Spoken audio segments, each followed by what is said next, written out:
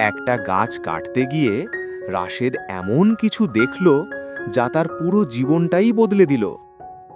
একটি ছোট্ট গ্রামে ছিল একটি বিশাল পুরনো গাছ। গ্রামের মানুষ তাকে বলতো বটদা, কারণ সে এত বড় ছিল যে তার ছায়ায় একসাথে 10টা গরুও বসতে পারত। গ্রীষ্মে পথিকরা তার ছায়ায় বিশ্রাম নিত, বর্ষায় পাখিরা তার ডালে আশ্রয় নিত, আর শরতে গ্রামের বাচ্চারা তার চারপাশে খেলত।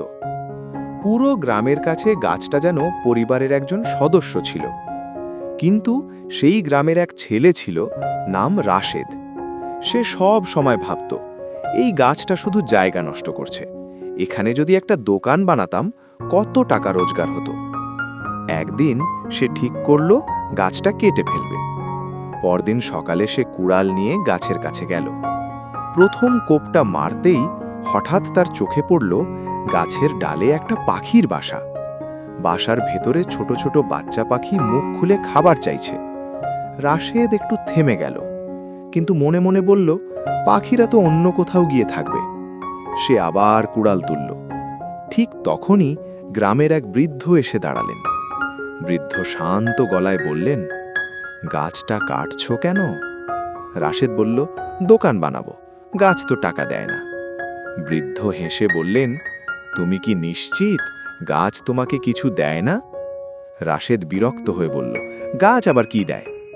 বৃদ্ধ গাছটার দিকে ইশারা করে বললেন, এই গাছ তোমাকে ছায়া দেয়, অক্সিজেন দেয়, পাখিদের বাড়ি দেয়, মাটিকে শক্ত করে ধরে রাখে।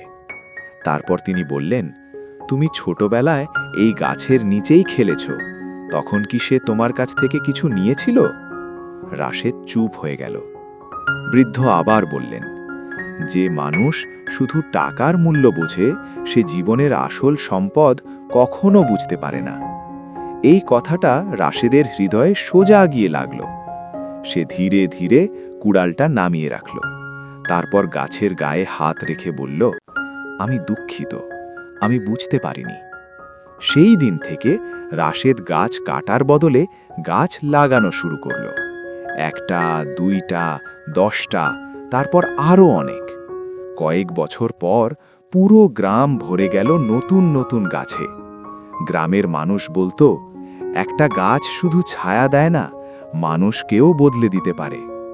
বন্ধুরা, এই গল্প থেকে আমরা শিখলাম, প্রকৃতি কখনো আমাদের কাছ থেকে কিছু চায় না, তবুও সে আমাদের নিঃস্বার্থভাবে দিয়ে যায়।